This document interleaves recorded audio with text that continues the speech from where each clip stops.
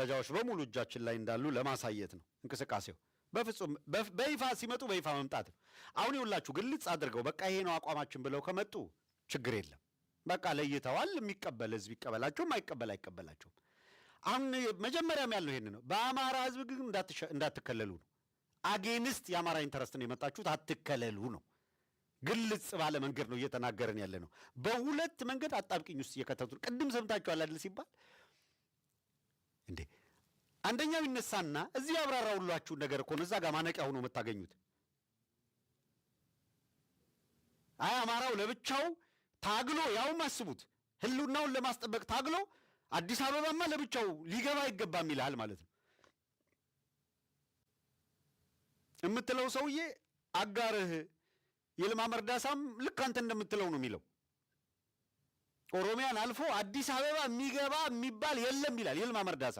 ስንቱን እንታገለው ጎበዝ፣ ስንቱን እንታገል። ይልማ መርዳሳን የምንታገለው ማንም አዲስ አበባ የሚገባ የለም ይላል። የኢትዮጵያ አየር ኃይል አዛዥ እኮ ነው። አየህ፣ የኢትዮጵያ አየር ኃይል አዛዥ ኦሮሚያን አልፎ አዲስ አበባ የሚገባ የለም እያለ ይከራከራል። አማራ ነኝ ብሎ በአማራ ውስጥ የኖረ ሰው አሁን እንደምትሉት አማራ ውስጥ ነበርን ይላሉ፣ እንደምትሰሟቸው ትግሉስ ነበርን ይላሉ። አዲስ አበባማ አይገባም ይለዋል።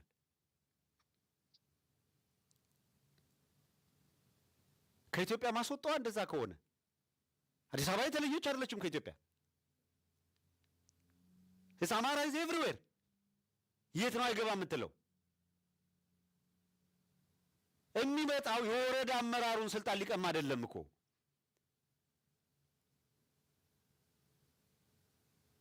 እከሌ የሚባልን ሰው ንጉሥ የማድረግ ዓላማ ይዞ አይደለም እኮ አማራ እየታገለ ያለው። እየተገደለ ስለሆነ እንዳይሞት ነው እየታገለ ያለው።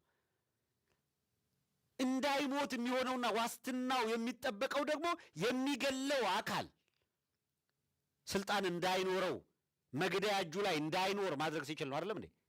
እየገደለ ያለው አካል ዲሳርም እንዲሆን ያደርጋል። እየገደለ ያለው አካል ዲሳርም ሲሆን አገሪቷን ለመጠበቅ የሚችለውና ሞኖፖሊ ቫዮለንስ የሚይዘው አካል ማን ይሆናል? የሚገለውን ዲሳርም ካረገ በኋላ ይሄ መከላከያ የለም አይሰራም ከተባለ በኋላ ከአማራውም ከሌላውም እየታገለ ያለው አካል ሰብሰብ ብሎ የኢትዮጵያ ቅርጽ ይዞ የኢትዮጵያን መከላከያ ተቋም እንዲሆን ያስችላል ወይስ ለማን እንዲሰጠው ነው የፈለግከው ነው ጥያቄው። አዲስ አበባ ይመጣም ስትለኝ ይመጣል፣ ይገባል። የሌሎችን ተሳትፎና እኩልነት አይጨፈልቅም እንጂ ይመጣል። ወደድክም ጠላም ይመጣል። ሲመጣ እየመጣ ነው ያሉት አካላት እልል ብለው ይቀበሉታል። ከአማራው የሚፈልጉት አንድ ነገር አለ። ጥንታዊ ማንነትን ሳትለቅ ያለህን እሴት በሙሉ የኢትዮጵያ እሴት አድርገህ በጋራ መኖር የምታውቀው አማራ ሆይ አዲስ ነገር ይዘህ መጥተህ እንዳትገፋን፣ ተረኛ እንዳትሆንብን ብለው ይጠይቃሉ።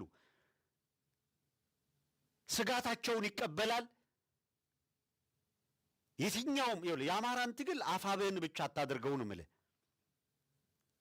አፋብን መታገያ ድርጅት ሆኖ ቢመጣ እልፍ አእላፉ የአማራ አርሶ አደር የምታየው ነው በየቦታው ላይ